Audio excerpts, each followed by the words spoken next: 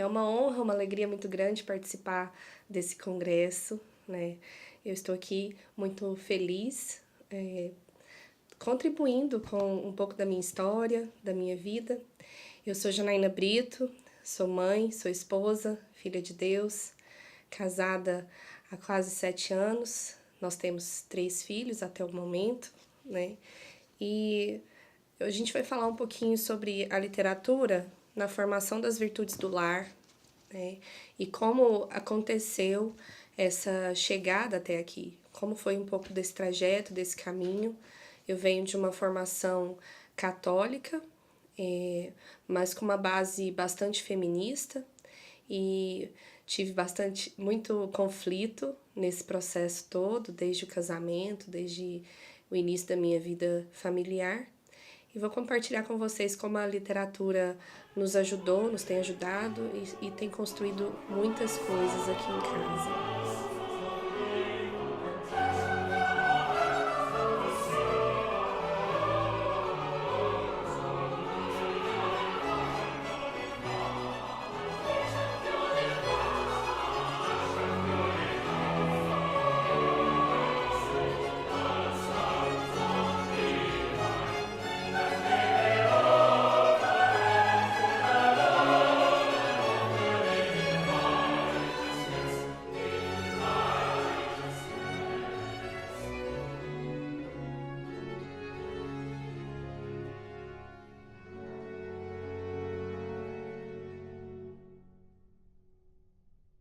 Então, começou quando eu era criança, que a minha família, minha mãe tinha muitos livros em casa. E eram assim, para média nacional, acho que eram livros até demais. Mas a gente não tinha aquele direcionamento de leitura. Então, eu tinha acesso a bons livros, mas não tinha muito estímulo para tocar naqueles livros, para acessar aquele material, aquele conteúdo. Eu lembro, assim, com muito carinho, do início do ano escolar, que a gente ia para as livrarias fazer as compras e a minha mãe deixava a gente sentado ali com aqueles catálogos imensos, a gente podia escolher os livros que a gente queria ler. Então, ao longo da minha vida, eu sempre tive presente essa literatura. Mas a minha formação foi assim um tanto quanto complicada, né? Eu fui bem alfabetizada, eu achava que eu lia razoavelmente bem, mas quando eu comecei a estudar na escola e tudo, essa leitura compulsória, eu fui observar isso esses dias, até nas conversas de Facebook. Facebook tem me ajudado bastante em algumas coisas. Sabendo usar, dá para tirar muita coisa boa. E a leitura compulsória, ela foi me deixando meio desmotivada a ler, porque eu tinha que ler aquilo, tinha que dar respostas, às vezes até infantis, ou enfim, que eu achasse que não eram interessantes. E os livros eram muito ruins, né? Os livros que a gente era oferecido para ler na escola. Então eu tinha que fazer aquelas provas, né? E só importava as notas, enfim. E no meio disso tudo, eu fui formada para ser uma feminista. Não uma feminista declarada abertamente, não é esse feminismo que a gente conhece hoje. Era um feminismo mais interiorizado, mais íntimo, mais no sentido assim de você não se submeter, de eu ser criada uma mulher para ser dona do meu nariz, para caminhar sozinha, para não depender de ninguém, para não baixar a cabeça pro meu marido. Então, assim, eu me lembro de uma situação numa escola, ensino médio já, e o professor, ele subia na cadeira e ele falava para nós, olhando para as moças da turma: eu não tô aqui dando aula para vocês virarem mulher de marido e mãe de filho. Desse jeito, mãe de filho. E aquilo ficava, né, construindo, trabalhando o nosso inconsciente. Então eu não sabia que eu era uma feminista, mas era isso que eu era, que eu estava me formando, né? E aí, eu era muito arrogante, era muito prepotente, né? Achava que eu sabia tudo demais.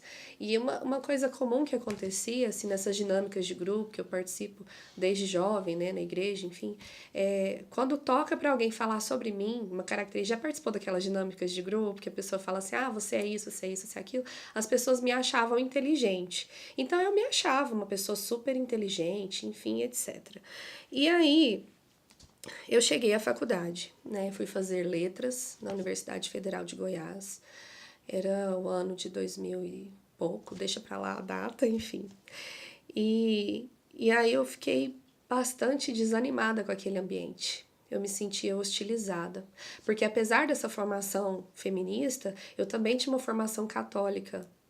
Era de grupos de jovens, participava ativamente na igreja, então vivia esse conflito interno, né? No fundo eu queria ser família, no fundo eu queria ser uma mulher segundo o coração de Deus, né? Fazer as coisas que Deus queria que eu fizesse, mas ao mesmo tempo eu precisava lutar, eu precisava ser independente, eu precisava dar conta da minha vida, eu precisava trabalhar muito, estudar muito para dar conta de pagar alguém para cuidar da minha casa, se eu fosse casar, enfim, coisas desse gênero, né?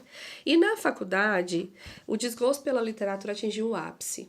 Eu que lia poesia, que tinha livros memorizados quando criança, eu desenvolvi uma certa aversão, né? E, inclusive, a aversão chegou a tal ponto que, mesmo as coisas boas que tinham na faculdade, eu não conseguia aproveitar muito bem. Todos os meus colegas de faculdade podem testemunhar que eu fui uma péssima universitária. Assim, foi terrível mesmo, faltava muito e era assim, a gente passava muito tempo perdendo tempo. A verdade é essa. Então eu chegava lá e achava aquilo assim, nossa, mas é isso que é ser letrado?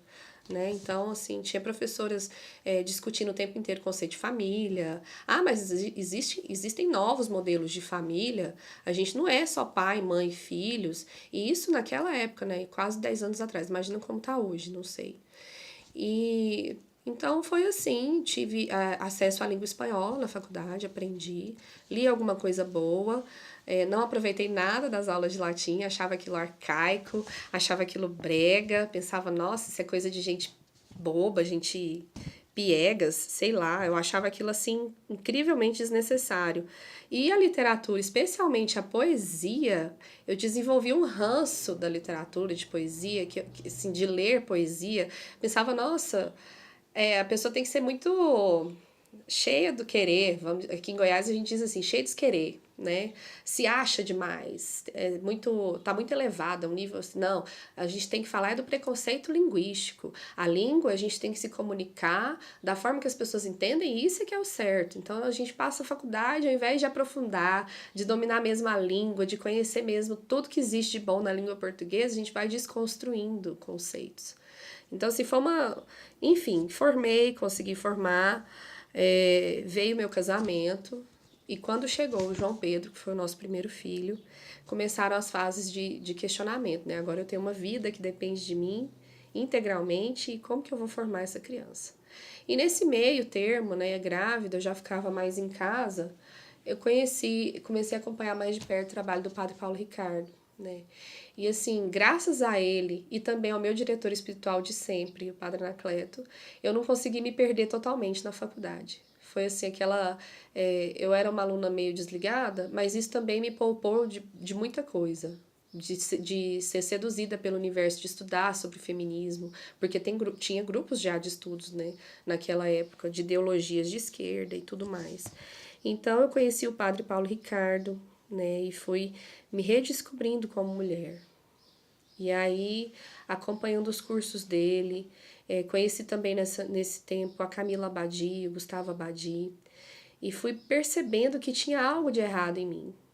Mas por que eu sou tão infeliz dentro da minha casa? Por que eu não consigo ser a senhora do meu lar? E como que isso acontece? Como ser essa mulher? Eu não tinha esse exemplo. Então eu não sabia o que era o papel de uma mulher dentro da casa, eu não sabia respeitar o meu marido como ele merecia. Então, assim, era conflito atrás de conflito, era luta atrás de luta. E aí foi começando esse processo de cura.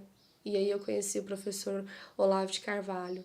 E conheci a turma do blog Como Educar Seus Filhos. E aí fiquei, assim, você entra em choque, né? Era época de eleição. E a gente lutou, né? E queria mesmo fazer algo diferente, algo novo, tirar o Brasil dessa situação toda complicada, enfim. E aí eu fiquei nesse meio, descobri o feminismo, aí eu consegui dar nome àquilo que eu era, né? Dizer assim, nunca tinha me imaginado feminista, mas eu me descobri feminista. E muito doutrinada, vamos dizer assim. E aí foi o começo da literatura na minha casa, porque o professor Carlos estimula isso demais, que a gente precisa ter momentos de leitura com as crianças, que é bom para a memória deles, que é excelente para a formação deles, né? E leitura de coisas boas,